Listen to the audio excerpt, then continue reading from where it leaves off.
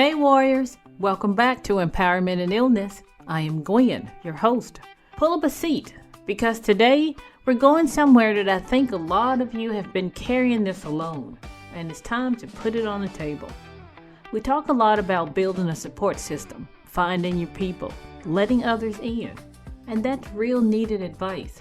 But what no one tells you is what to do when the people who are supposed to be your safe place start to feel like one more thing you have to manage. What do you do when the phone call from your mom leaves you more exhausted than before you picked up? When your partner's worry starts to feel like pressure? When your closest friend's advice sounds a lot more like judgment? When the people who love you are draining the very energy you need to survive your own illness? That is a complicated, guilt-soaked place to be. And if you've been sitting quietly in it, feeling ungrateful for even thinking it, today's episode is for you. So we're going to sit in that tension together. We're going to give it a name, give it some grace, and by the time we're done, we're going to walk away with something you can actually use. Because you deserve more than just validation. You deserve a way through. Let's get into it. First, I want to say this clearly. The people in your life who are stressing you out are probably not bad people. They're probably people who love you and have absolutely no idea what to do with that love right now. And that gap between how much they care and how little they understand is exactly where the stress lives. Think about what your support system signed up for before your illness became what it is today. They signed up for the version of this relationship that didn't include symptom tracking, medication schedules, canceled plans, and conversations that always seem to come back to your help. They're adjusting too. They're scared too. And scared people who don't know what to do often do the wrong things with the best intentions. Your mom calls every day to check on you, and it feels like surveillance. Your partner researches every new treatment and sends you articles at 11 at night, and it feels like they cannot accept where you are. Your friends tell you to think positive or try this supplement or push through it, and it feels like they are saying your illness is a mindset problem. None of them mean it that way, but it lands that way, and you're the one absorbing it on top of everything else you are already carrying. Here's the truth. You can love someone and still need space from them. You can be grateful for their presence and still need them to show up differently. Those two things aren't contradictions. They're just the honest reality of navigating relationships inside a life that chronic illness has made more complicated than anyone planned for. Now, let's talk about the guilt, because I know that's sitting right underneath everything I just said. You feel guilty for being frustrated with people who are trying to help you. You feel ungrateful. You feel like something is wrong with you for not being able to just receive the love that's being offered. Even when it comes in a form that doesn't fit, you think, they're showing up for me and I'm over here resenting them for it. What kind of person does that make me? It makes you a person who is exhausted. That's all. When you're already managing pain, fatigue, appointments, medication, and a mental load of a body that requires constant attention, you don't have a lot of room left for relationships that require extra emotional labor. And some of the people who love you require a lot of emotional labor right now, even when they're trying to give, not take. Managing someone else's fear about your illness is emotional labor. Reassuring your partner that you're okay when you're not is emotional labor. Explaining your limitation for the 100th time to someone who still doesn't quite get it is emotional labor.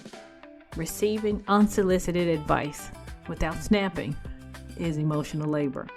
And all of that is happening on top of the labor it already takes just to get through your day. You're not ungrateful. You're full. There is a difference. And recognizing that difference isn't a betrayal of the people who love you. It's an act of honesty that might be the first step toward actually fixing it. Okay, so we've named what is happening and we've given the guilt somewhere to go. Now, let's talk about what you can actually do, because sitting in awareness without a path forward is just suffering with better vocabulary. The first thing is to get clear on what you need from the person in your life, not what they're offering. what you actually need. Those two things are often very different. Your mom offers daily check-in calls, but what you need is for someone to drop off a meal once a week without asking how you're feeling. Your partner offers research and solutions, but what you need is for them to sit next to you and not say anything. When you get clear on the gap between what is being offered and what is needed, you have something real to work with. The second thing is to have the conversation, and I know that feels like a lot, but one honest, specific conversation done with care will do less damage than 6 months of quiet resentment building up between you. You don't have to make it a big moment. You don't have to assign blame. You can simply say, I love that you want to help me. Here's the thing that would actually help me right now. Most people in your life want to get it right. They just need direction. The third thing is to give yourself permission to create distance when you need it. Not permanently, not as punishment, but as protection. You're allowed to not answer the phone on a hard day. You're allowed to shorten the visit. You're allowed to say, I need some quiet time this week, without writing a dissertation explaining why. Protecting your energy isn't selfish. It's survival. And you're still you in the middle of all of it, worthy of that protection. I want to take a moment to address something a little harder, because everything I just said assumes that the people in your support system are operating from a place of love, even if they are getting it wrong. And for most of us, that's true.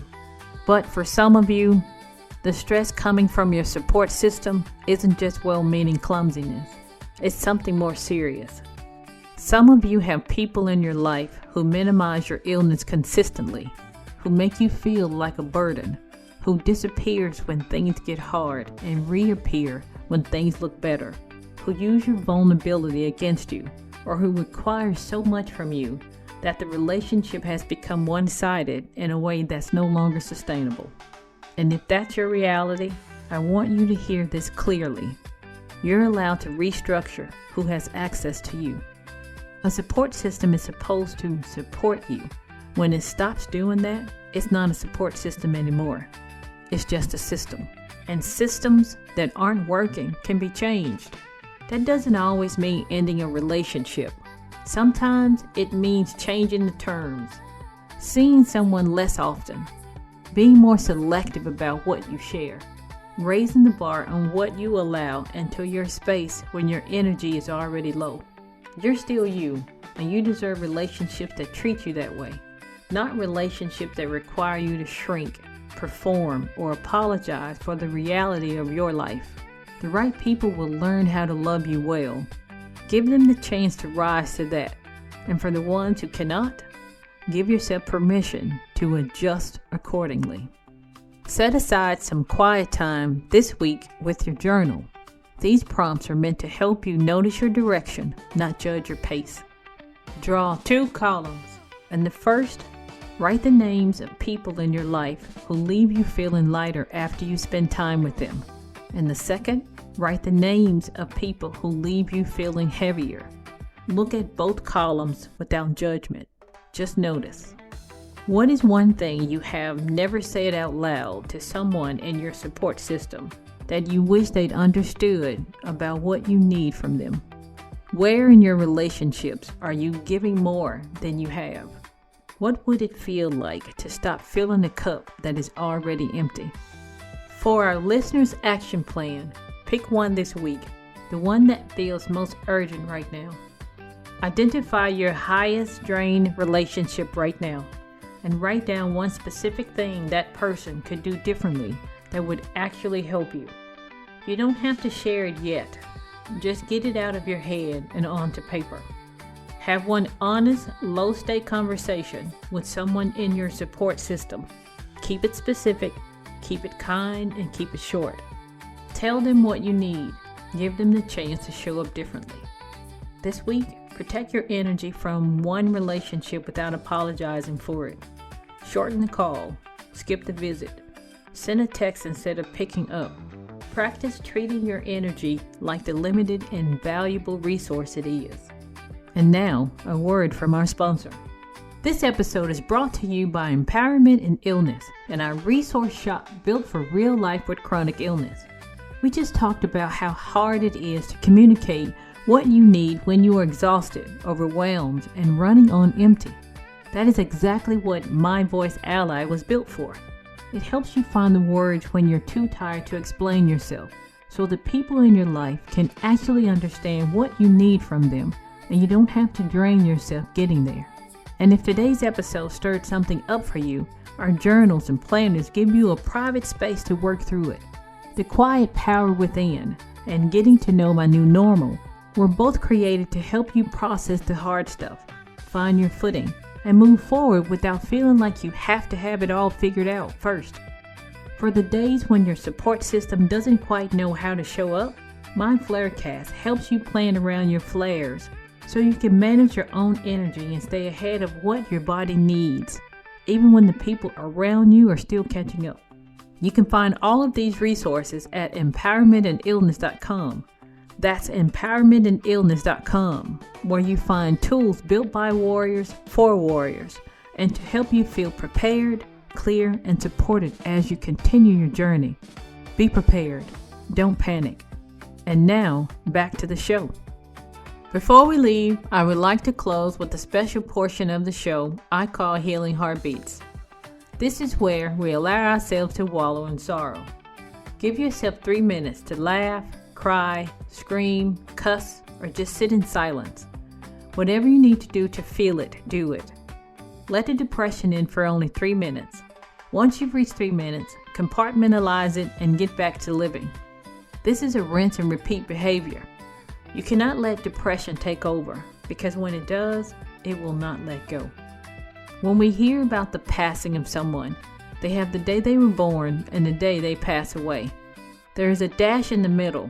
It's not a long line, but a short dash. That dash represents your life. Go live in spite of having a chronic illness. Don't let your condition stop you. Needing space from the people who love you isn't ingratitude. Feeling drained by someone who is trying to help you isn't a character flaw. Wanting your support system to show up differently isn't asking for too much. It's asking for what you actually need, and you're allowed to do that. The relationships worth keeping will find a way to meet you where you are, not where you used to be, not where they wish you were, but where you actually are right now. That kind of love exists, and you deserve to be surrounded by it, especially on the hard days when your body is already asking everything of you. If you need to have a hard conversation this week, I hope today gave you a little more courage to start it. If you need to create some distance, I hope today gave you permission to do it without guilt. And if you're somewhere in the middle, still figuring out what you need to do and who can actually give it to you, that's okay too. You don't have to have all of it sorted out to take one small honest step forward. You're still you in all of this. Your illness doesn't get to decide who has access to you. You do. And that's one of the most powerful things you have, even on the days when everything else feels out of your hands. Remember, you have the strength, the heart, and the support to continue your journey. Be safe.